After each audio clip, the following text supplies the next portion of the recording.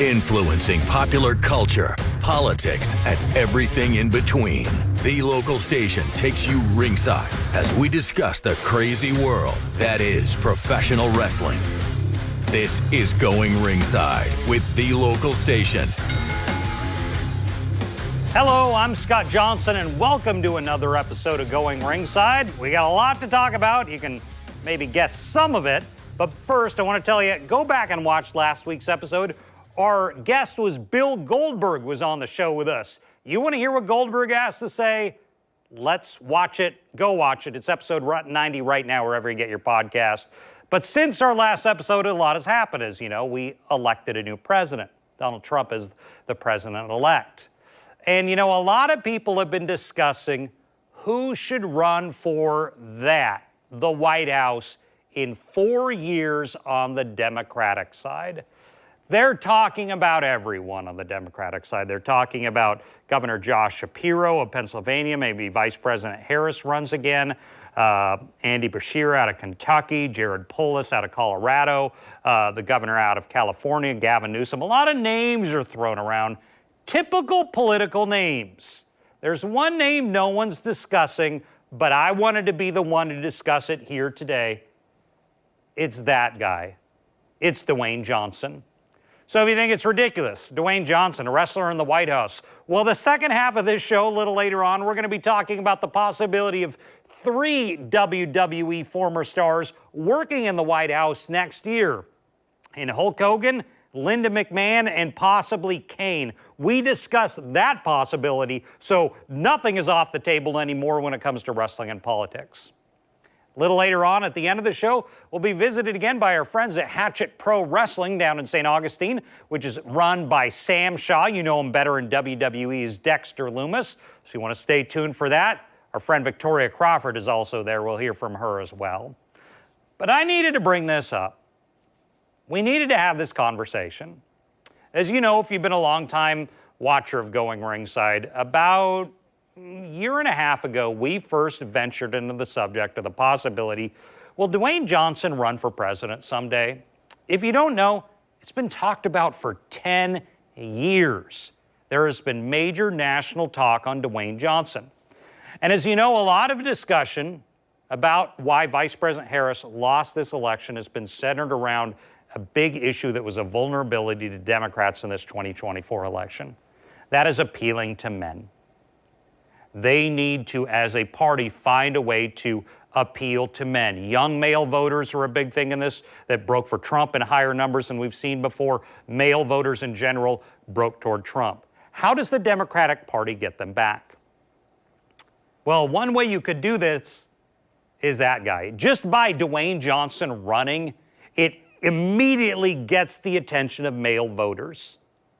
So I want to unpack this. Why am I bringing up Dwayne Johnson? That makes no sense. Is this coming out of nowhere? No, it is not coming out of nowhere.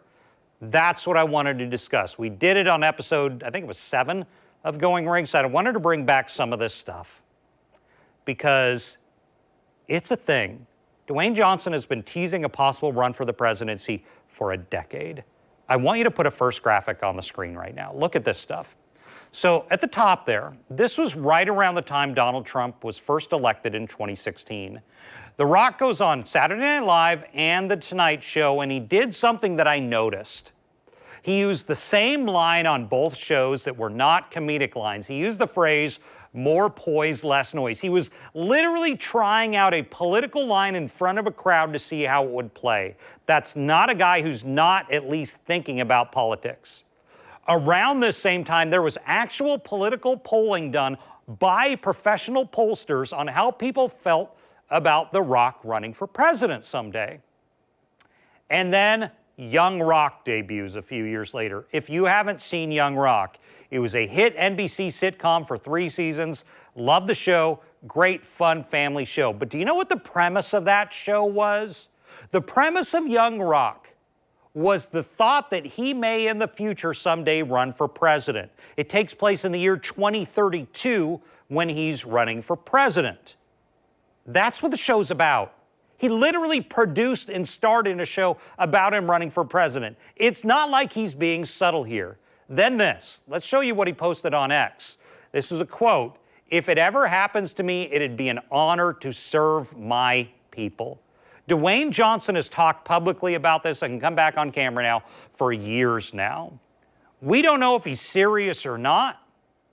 It's possible. I do want to say, since we did our first show a little more than a year ago, Dwayne Johnson has felt what it's like to be a politician. He's had two controversies, really, that he's dealt with since he's become this uber megastar and kind of ventured into politics. The first one, and I want to talk about this because you might be wondering, is he even a Democrat? That's what we need to talk about. So Dwayne Johnson has not really ever talked much about politics. You'll notice this election cycle, every single wrestler under the sun seemed to be picking a side. Hulk Hogan, Kane, The Undertaker, Ryback, Val Venus, I think Ted DiBiase all publicly said they endorse Trump. Mick Foley, Kevin Nash, Dave Bautista, they're all saying we support Harris. Everyone was weighing in. Dwayne Johnson stayed silent.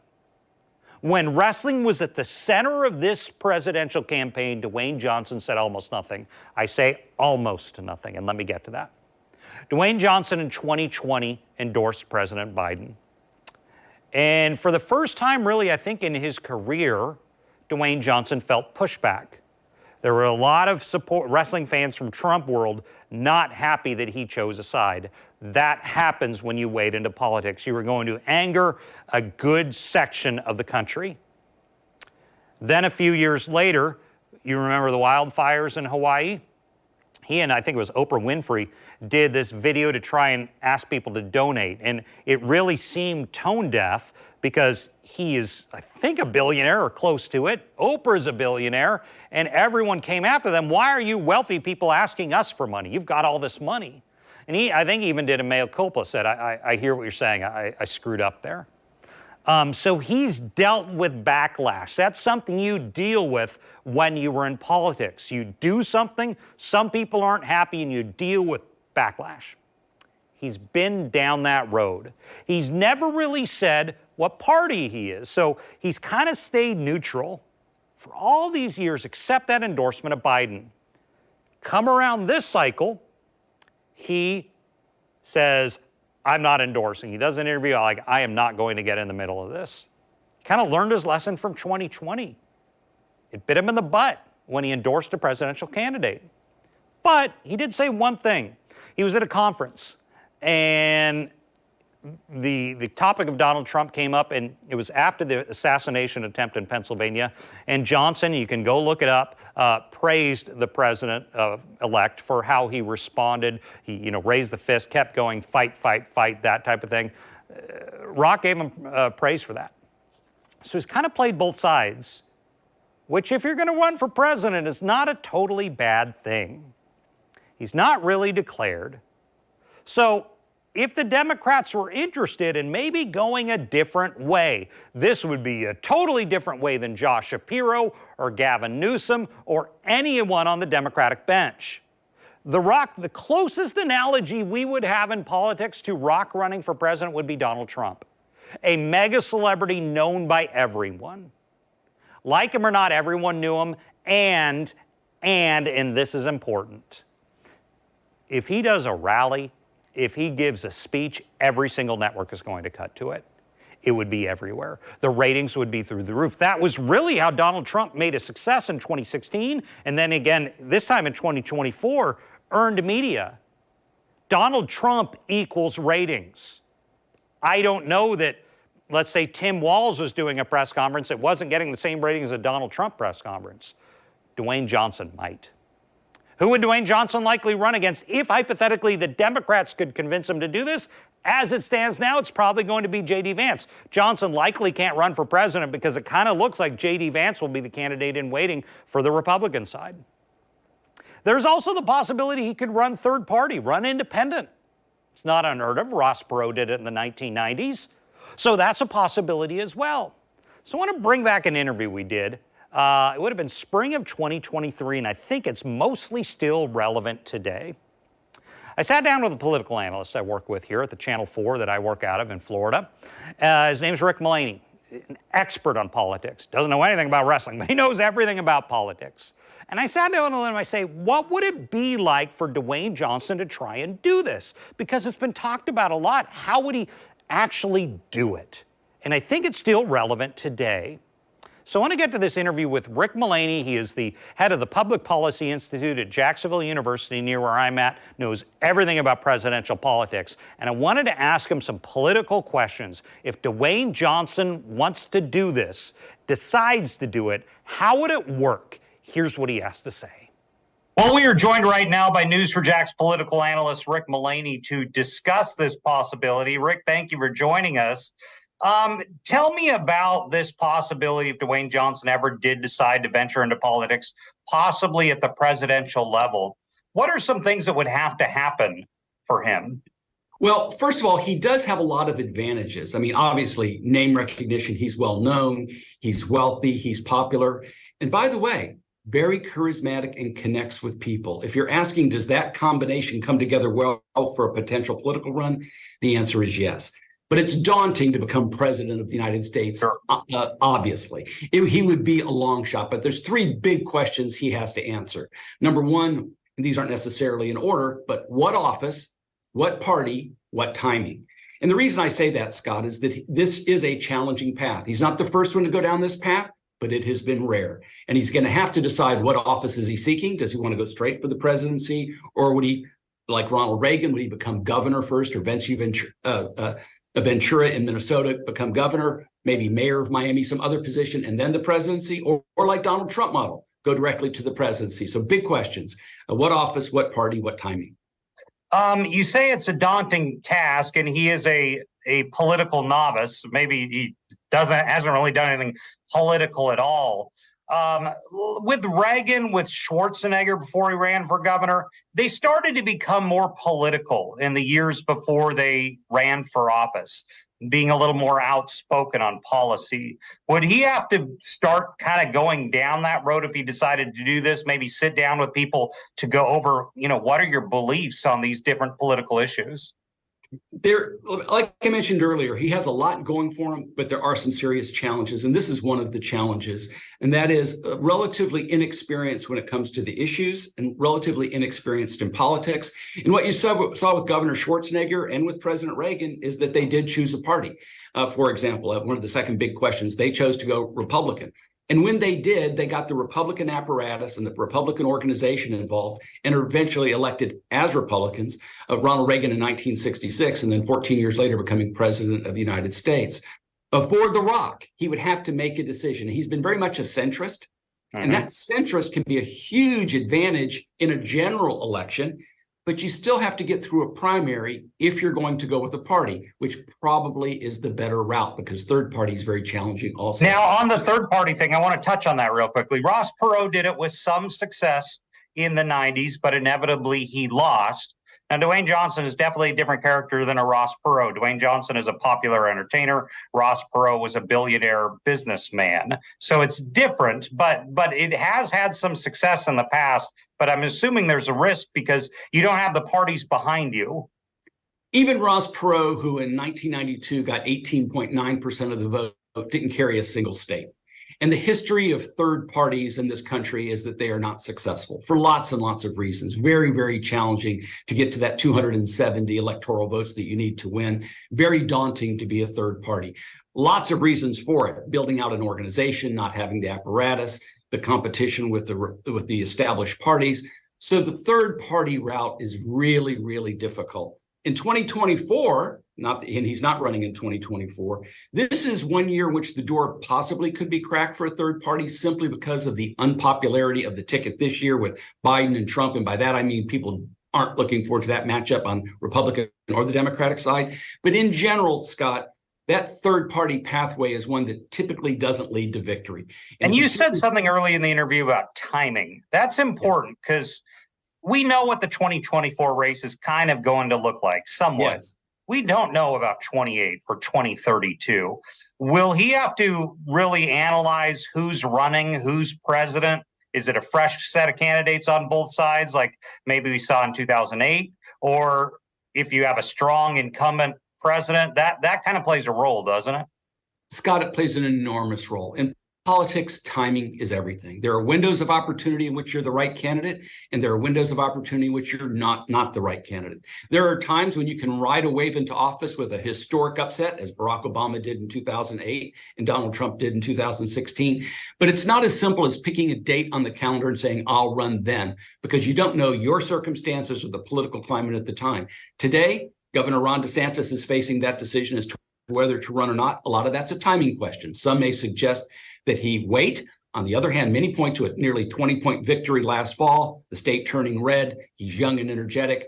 He's got to address that timing question. So timing is always an issue. For The Rock, who in 2017 said he toyed with running and now he's put it off, I don't think it's as simple as I'm going to wait 4 or 8 years. He's going to have to see what the political landscape looks like at the time and where he is at that time. Timing's always a big issue.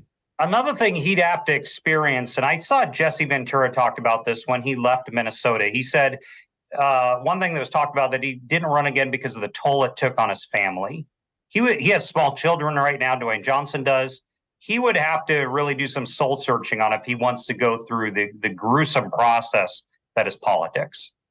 There's just no doubt about that. And I think Jesse Ventura would say this, that any wrestler would say this, or anybody who's been in the NFL who's gone into politics. You may think it's rough and tumble on a football field or in a wrestling match. Get ready for politics. It is a rough and tumble arena. Very, very difficult. And that public scrutiny, that public criticism is not for the faint of heart. It certainly is not for everybody. And you have got to be prepared for yourself and your family to go through that gauntlet. You also have to have the drive to do this. Now, Dwayne Johnson has shown that he's got incredible drive, incredibly successful at whatever he's done, whether that was when he's first at the University of Miami, where he's a football player, but then went on to an incredible career as a wrestler, tremendous career in acting, very charismatic, and he has that work ethic and that drive. However, do you have it in the political arena? And do you have the judgment in the political arena?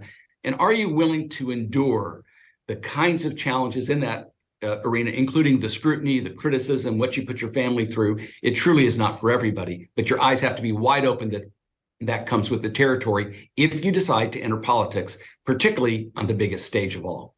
And so this is a wrestling podcast, and a lot of the stuff he did 20 years ago on TV could very well be fodder for opposing politicians. Would he, in this soul-searching process, have to look at some of the things he's been involved in the past and say, am I going to be able to withstand scrutiny on that? Well, he's going to have to do some soul-searching and take a hard look at what that looks like. I don't know some of his entertainment. I think he can turn a lot of that to his advantage. Sure. He has a bit of an everyman appeal, despite the fact that he's close to a billionaire. And that's important, even if he doesn't know all the policy. It's really important. You should not underestimate the importance of likability, of charisma, of connecting with people, and he's got all that. And he also has, for someone so successful and so wealthy, that every person appeal that really connects, whether it's blue collar, working class, he really does connect.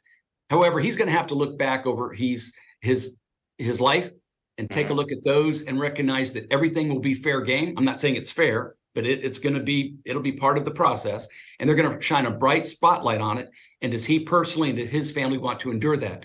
Now, if it was this particular movie and that particular scene and this particular event, I think that those things he can maybe turn to his advantage as an actor. That was part of his profession. But there may be more personal things we don't know about. Mm-hmm. But the path to the presidency is a daunting and difficult one for anybody, and that would include him. On his story, his heritage, he's half black, half Samoan.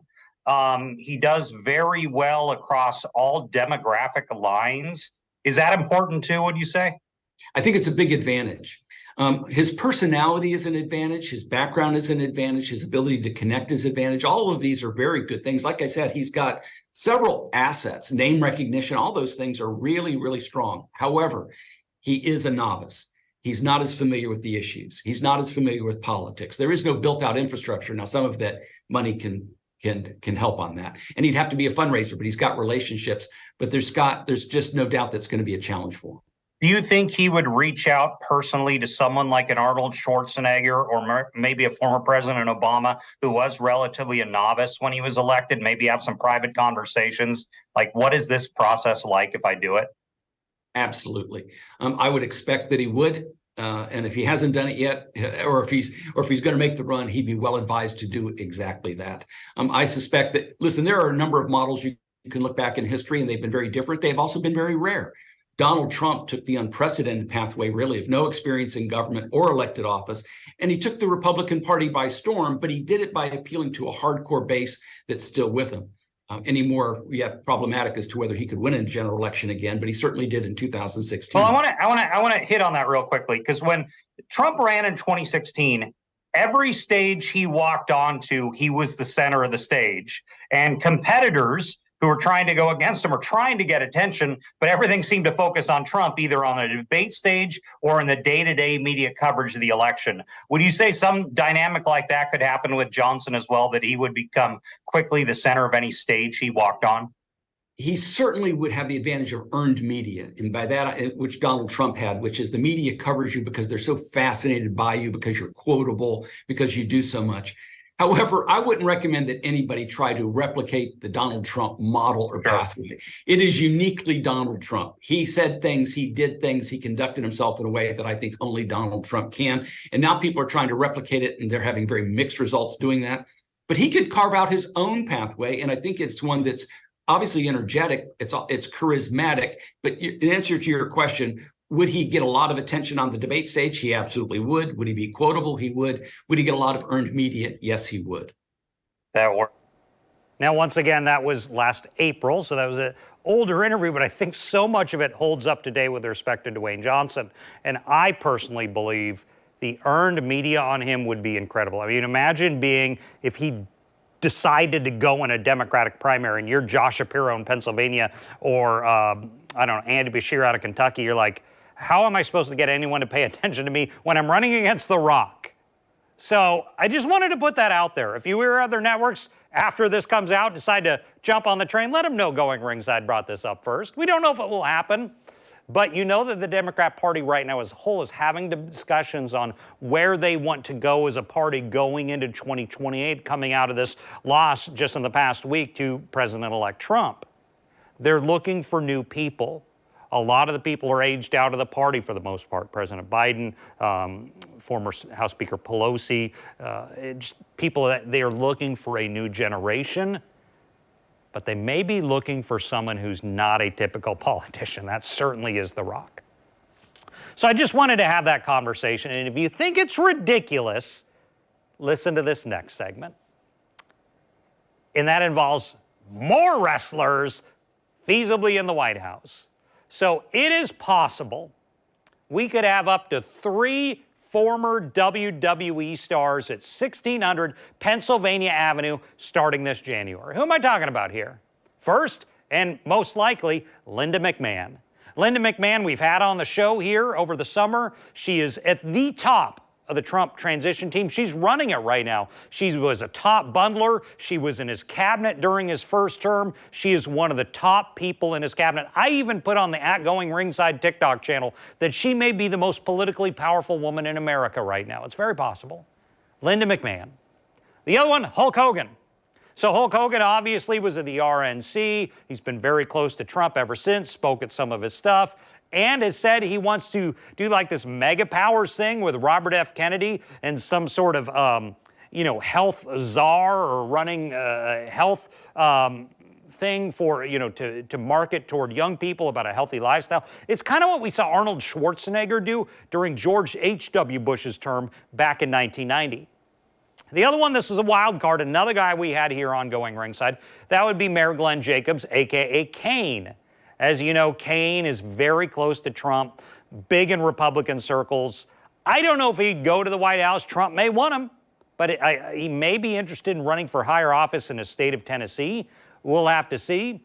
But the amount of possible WWE people in the White House is fascinating. So I brought back our friend of the show, Ed Dean, a host of the Ed Dean radio show. He's a political guy, kind of a right-wing political guy, but more so he's a wrestling fan, which is why I brought him here. I wanted to pick his brain on this because he knows politics, he knows wrestling. Here's Ed Dean. Well, I wanted to bring an expert in on this subject. Once again, Ed Dean, host of the Ed Dean radio show. Ed, thanks for joining us today. Hey, man, first off, I always love coming on your show. I turn out a lot of these, but yours I come on. By the way, can I say something? Sure. Entertainment purposes, before, and God gets all the credit, before I became a newspaper publisher, a popular radio talk show host, so I was a producer for years. So I know what things work and what things don't work. I'm not like one of these news directors. I'm not trying to hear to boss people. Ratings are good. You got hundreds of thousands of people that follow you on your show, on my radio show. But there is no criticism. In fact, this is actually a compliment. Can I add something I think would sell for the show? Matt, Go ahead. I think what we need to do, and this is beneath you, I know, but it sells. I think what we need is a skit. Like every time when you come out and do your interviews, like do like the NWO on Arn Anderson retiring, or DX on McMahon, or McMahon to come out strut, wearing Ric Flair's robe with the Ric Flair hair. I think every segment, you ought to be like Chuck Berry in the Gong Show. Come out strutting out there right before you do the interview, which you always do a great job on. I'm telling you, it sells. Remember, not everybody watches the whole, they'll watch yours. They can listen to it and watch it, download it. But I'm telling you, I would watch it. I watch it all the time. I would watch it just for the shtick. My eyes are opening with this idea. This is brilliant. I need a Flair robe. I need hair, but no, you put on the wig. I'm telling you, let me do it. I don't want to get paid. I'm just trying to tell you, you're a dear friend. Okay. I would do it for you. So I love this idea. I want to make this happen. I want to see if we can a little Flair entrance, a little Flair to the show, so to speak.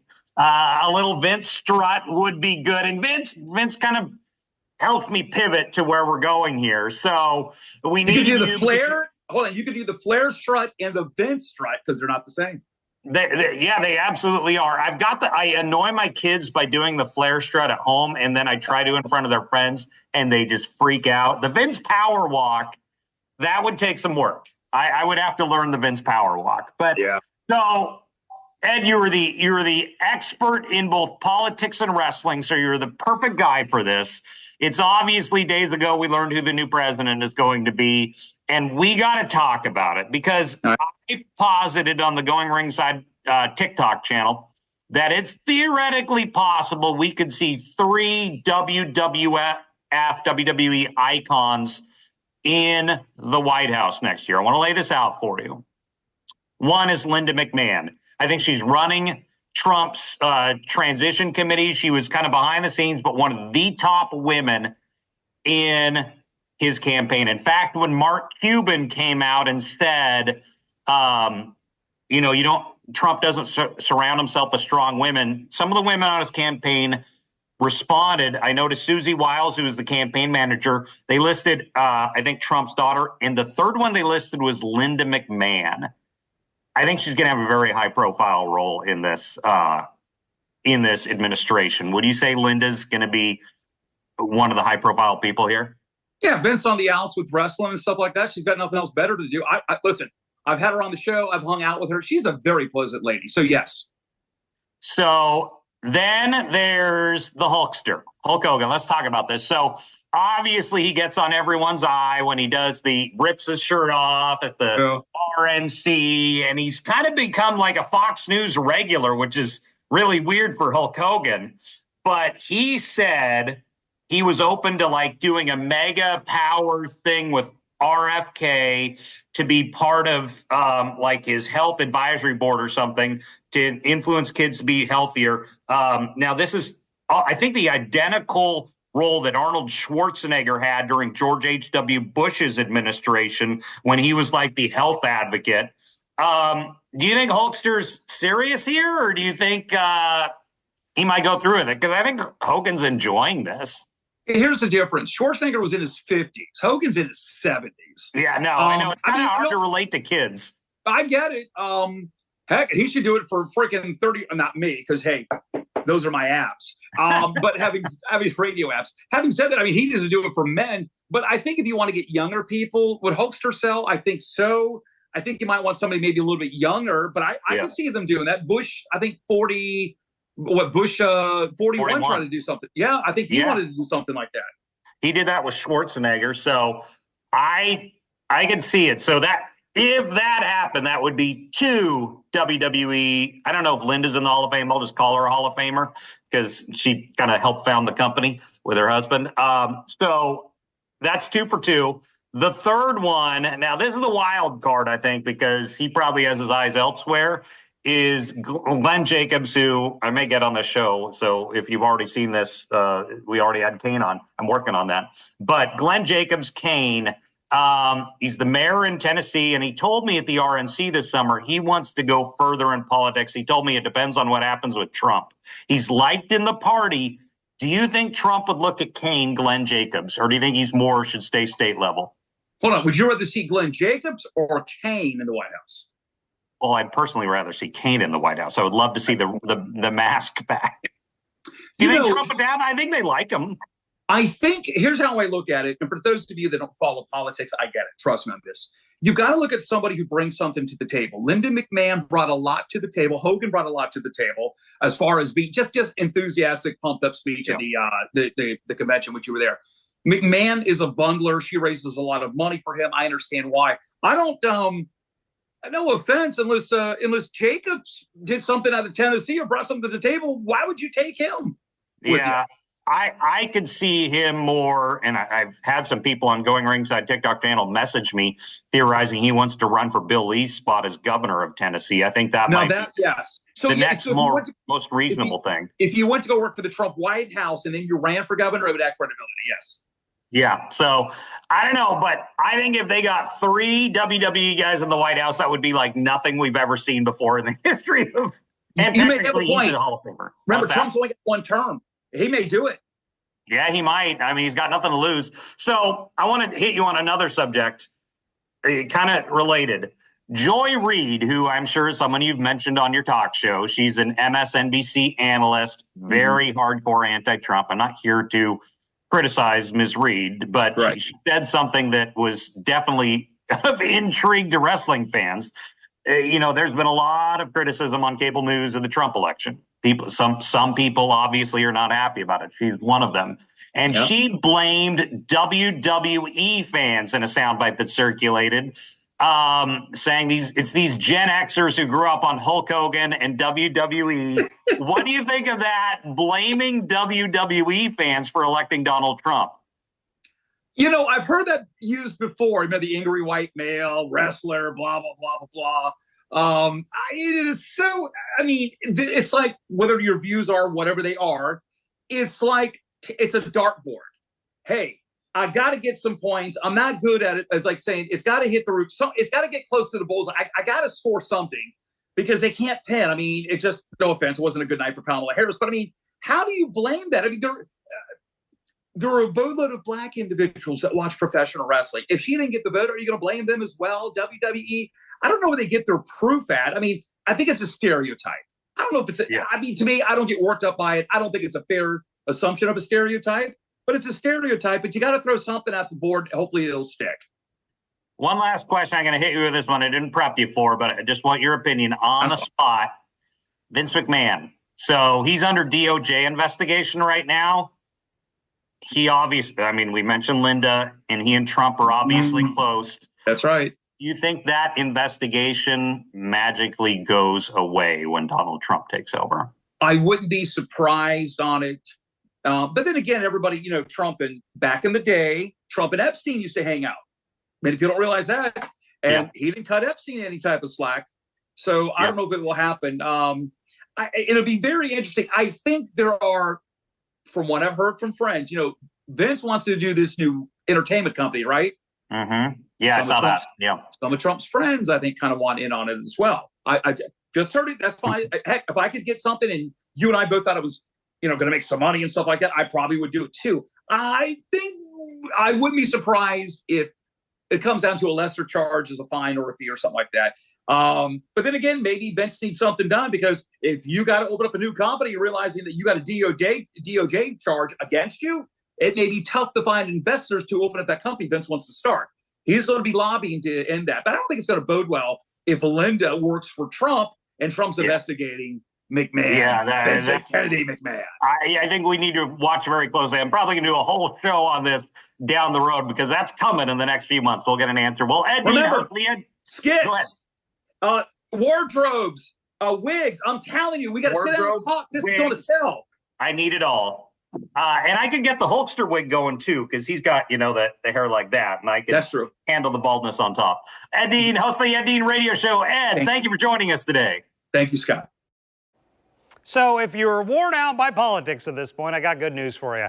We're just going to go full wrestling right now. No more politics for the rest of the show because I got to talk to our friends from Hatchet Pro Wrestling. Hatchet Pro Wrestling is the new big wrestling school in St. Augustine, Florida, run by Sam Shaw. You know better as Dexter Lumis in WWE. So I want to show you an open house they had for the community to show how well they are doing as a school. One of the best schools in Florida, one of the best schools on the East Coast, run by Sam Shaw. It's only been open about a year. So I want to show you three things you're going to see in a row. You're going to see a story I did on the news. As you know, I work for Channel 4 in Jacksonville. I did a story about them on the news. Then our full interview with Sam, or Dexter Lumis, as well as our friend of the show, Victoria Crawford, who is also out there. Let's get to it. Here's our time down at Hatchet Pro Wrestling. We got this school open.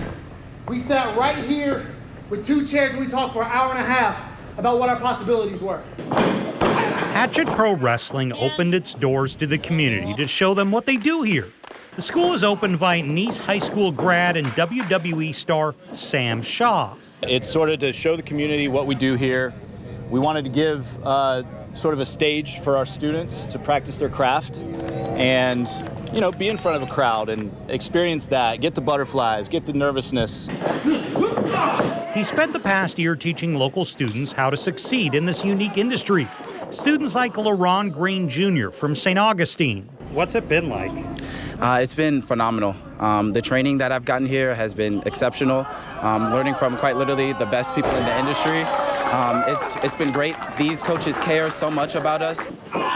Hatchet has been overwhelmed with support from both the general public and the wrestling community, like former WWE star Victoria Crawford. In talking to people, are they just confused by it that you go to school for it? Yeah, actually, they're pretty surprised that there actually takes this much effort to develop our skill. They're really surprised. But I think it's nice to have a school here because then the community can grow with the industry, too. Well, we're here with the owner of Hatchet Pro Wrestling and a WWE star, but we'll focus on the Hatchet. Sam Shaw, thanks for joining us today. Thank you for being here. Talk to me about how the school's been going. You're a little more than half a year in. Yeah, we opened in January, and man, what a ride it's been so far. A lot of ups and downs, a lot of, roadblocks here and there, potholes, but we've come through, and one of our students just had their first match with a coach of ours, and it was incredible. He blew me away, and I got in the ring and just congratulated him, got a little emotional. So what was it like to start this up in St. Augustine? Was it tough? I grew up in this area and wanting to be a pro wrestler my whole life from a very young age, and there literally was nothing in this area. And Jacksonville was such a rich history. Jacksonville, St. Augustine, surrounding areas, rich history in pro wrestling. No wrestling school that's, real credible around here. And me and John Davis wanted to change that. So we opened a school. So talk to me about what today is. Today we're doing an open house of sorts. It's sort of to show the community what we do here. We wanted to give sort of a stage for our students to practice their craft and, be in front of a crowd and experience that, get the butterflies, get the nervousness going and perform in front of a crowd. That's really what it's all about. Let's keep the mic close to the mouth if you can. As far as you see it, you have a lot of people here. Have you got a lot of support in the community since it started? We've gotten a lot of support from the community. It's such a niche thing, though. Yeah. And it's, we really, we do the 18 and up age bracket, and, we just feel like this is something that we're looking for people that want to make this a career. Yeah. Like a serious career. So we don't treat it like a hobby. And if you want to make it a hobby, that's fine, but we expect you to come in here and bust your butt. And it looks like they are. How are these guys now versus like 8 or 9 months ago, whatever it was? Well, Scott, you came to the school even before we opened our doors to the public, and you saw some of these students in their, beginning stages. To come this far, 8 months later, and they're having what I call an incredible match with, one of my coaches. Mm-hmm. That's incredible to me. In front of a crowd. In front of a crowd. First time in front of a crowd. Just nailed it. Knocked it out of the park, and I couldn't be more proud. And what's the city been? I mean, this is a unique business in St. Johns County. Like, have you gotten a pretty good response? Yes. Great response. Pro wrestling is really hot right now, and, I was kind of surprised myself. Florida's a hotbed for wrestling, obviously, but St. Augustine, with the River City Wrestling Convention, things like that, it's bringing more awareness of pro wrestling to this area, and everybody seems to be really excited about it. So we wanted to run this open house to show the community, like, hey, we have a really awesome school here. If you're interested in trying your luck in this profession, we have the means to get it done. Well, Sam Shaw, thank you for joining us today. Thank you, Scott. And we're joined here again by a woman who just happened to show up. You've seen her a lot on the show, Victoria Crawford. Victoria, today it's kind of a big day. What do you think about having this in Northeast Florida, where you grew up? Oh my goodness, this is so magic because I train here. I get to work on my skill and become a wrestler myself, and it's right down the street. Thank goodness. What do you think? What do you think the community thinks of this? Like, everyone thinks of all the different types of schools, but a pro wrestling school. Yeah. I mean, in talking to people, are they just confused by it that you go to school for it? Yeah, actually, they're pretty surprised that there actually takes this much effort to develop our skill. They're really surprised, but I think it's nice to have a school here because then the community can grow with the industry too. Like, if they don't know about wrestling, they can come and now see some shows, see the students work out, and then kind of pique their own curiosity about it. Because wrestling's just such a huge growing industry. And now, you went to school right up the street at Nice High School. If this had existed when you were a teenager, what would you have thought? I would have been like, that's bizarre. Really? Wrestling school. Because you didn't know a lot before we started. Anything. But, Sam Shaw, the owner of Hatchet, and I went to high school together. Oh, yeah, I didn't know you guys went to high school together. Boy, it's like Nice, between you guys and I think Kelly's like Nice High School puts out more wrestlers than anyone. Yeah. True. Yeah. Yeah. So it was really nice that Sam opened the school up because, for myself, like, I was in the industry before. There was like a local place I could go and practice. Mm-hmm. But they always say if you don't use it, you lose it. Yeah. Like your job. Yes. Right? Yes. Yeah. So it's good. What do you think it means for the young wrestlers? So let me ask this.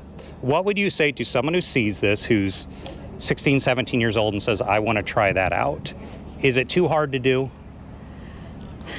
I would just say, if you have the heart for it, you can do anything. I think this is a difficult sport, and there's so many risks involved.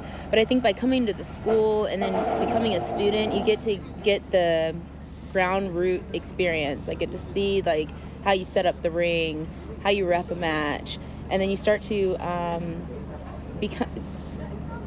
accept the fact that if you're good in the ring, it takes more than that. It's the business knowledge. It's the hours of crying, finding a good coach, finding a bad coach, having. Hang on, I want to back up to what you just said. Hours of crying. What do you mean? That's a real thing. Yes. I mean, that's the thing. There's so much risk involved, so the coaches are really passionate about making sure your safety awareness is key. Like, the tears involved would probably be like, when you're coming down on yourself, you kind of need a proper environment to give you that nurturing support and some insight and some experience, because doing wrestling by yourself is it's a kind of a lonely road. Like, it's the development, my development, I'll just speak for myself.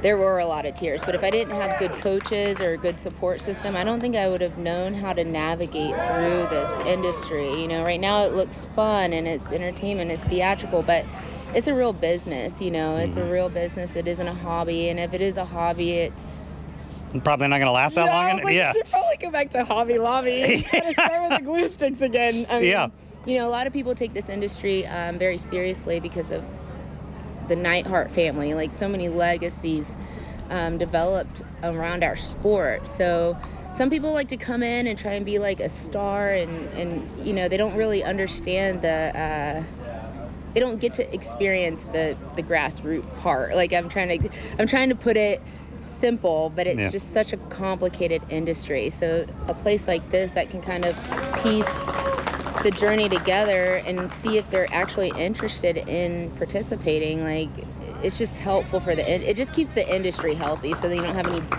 bad actors throwing people around with no safety technique. You know, it's just so risky, you know. Well, Victoria Crawford, thanks for joining us again on the show today. Thank you, Scott.